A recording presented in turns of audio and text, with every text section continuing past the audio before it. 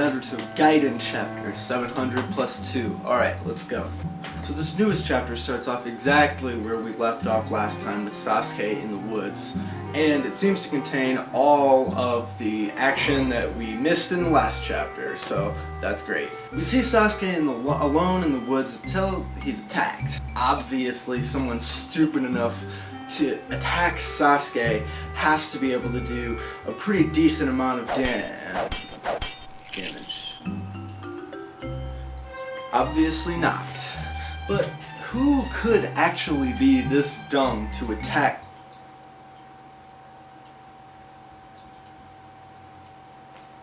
Shocked describes this very inaccurately.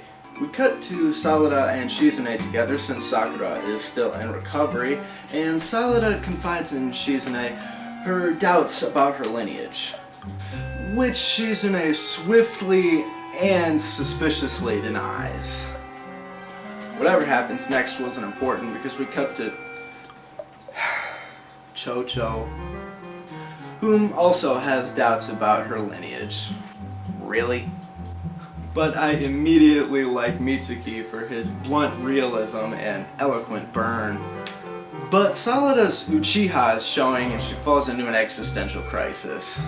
Cut to the mystery Uchiha boy conversing with a suspiciously Toby-esque figure. This kid's problem with Sasuke seems to stem from the fact that Sasuke killed Itachi. But he's obviously being manipulated in some way because that is a gross oversimplification of what actually happened.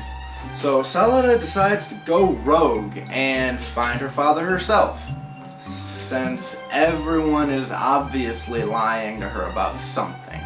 It's at this point that she overhears about the rendezvous with Sasuke. Sarada is tailing their group and they're ready to leave when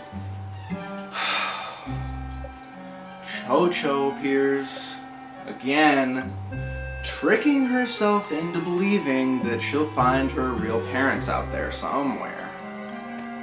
It's at this point that I realize that Chocho, of all people, is going to be a main character in the Naruto Gaiden.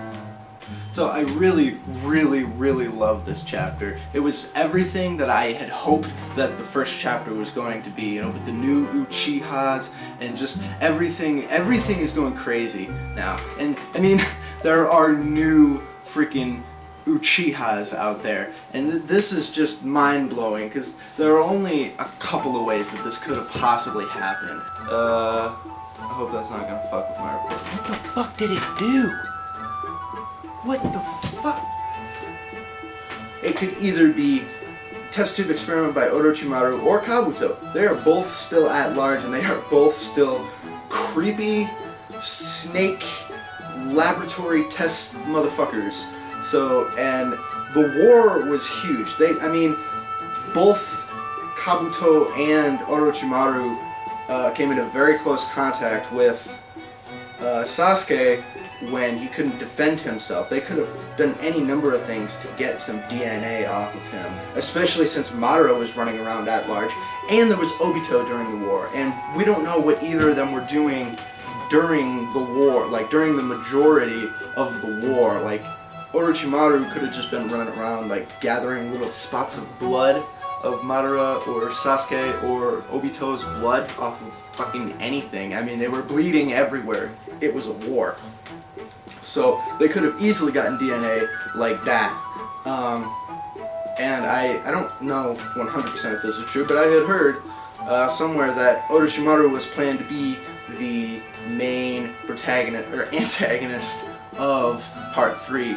So that's probably most likely what's going to happen here. It's one of Orochimaru's test tube babies, and you know, and that's why he's going after Sasuke. And I don't know why.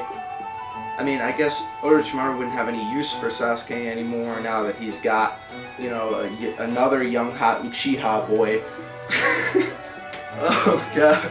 I mean, this kid could very well be Orochimaru.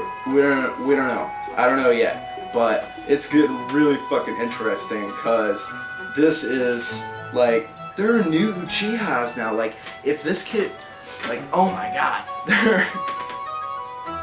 I mean, the whole story, there's been very few actual Uchiha. So yeah, 100% enjoyed this chapter. It was fucking great.